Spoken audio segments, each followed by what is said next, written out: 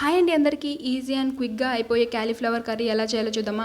First అయితే క్యాలీఫ్లవర్ని నీట్గా cut చేసుకొని దానికి ఎక్సెస్గా ఏమైనా అన్వాంటెడ్ పార్ట్స్ ఉంటే తీసేసి నీట్గా ఒక్కొక్కటి ఇరుచుకోండి. ఎందుకంటే పురుగులు ఉంటాయి కాబట్టి క్యాలీఫ్లవర్లో. దాని తర్వాత నీట్గా క్యాలీఫ్లవర్ని కట్ చేసుకొని వాటర్లో నీట్గా కడుక్కోండి. ఏమైనా పార్టికల్స్ ఉంటే పోతాయి. దాని తర్వాత 1 టేబుల్ స్పూన్ ఉప్పు వేసుకోండి. 1 టీ కప్ ఆఫ్ వాటర్ వేసుకొని స్టవ్ ఆన్ చేసుకొని నీట్గా బాయిల్ అవనండి. ఒక 5 మినిట్స్ అయితే చాలు లో ఫ్లేమ్లో.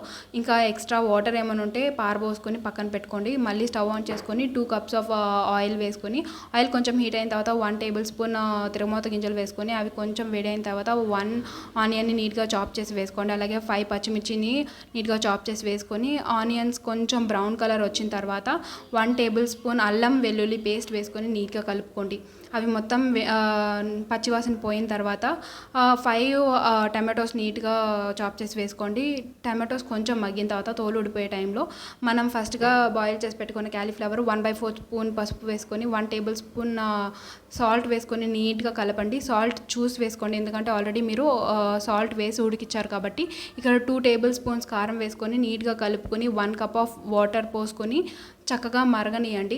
ఒక లో ఫ్లేమ్లో పెట్టి ఒక 10 to 15 మినిట్స్ అయితే నీట్గా కర్రీ అయితే రెడీ అయిపోతుంది. దాని తర్వాత ఒకసారి టేస్ట్ చేసుకొని ఉప్పు కారం ఏమైనా తగ్గితే అడ్జస్ట్ చేసుకోండి. దాని తర్వాత నీట్గా కొత్తిమీర వేసుకొని ఒక 2 మినిట్స్ ఉడికితే టేస్టీ కర్రీ అయితే రెడీ అయిపోతుంది. ఒక లైక్ కొట్టి కామెంట్ చేసి షేర్ చేయండి.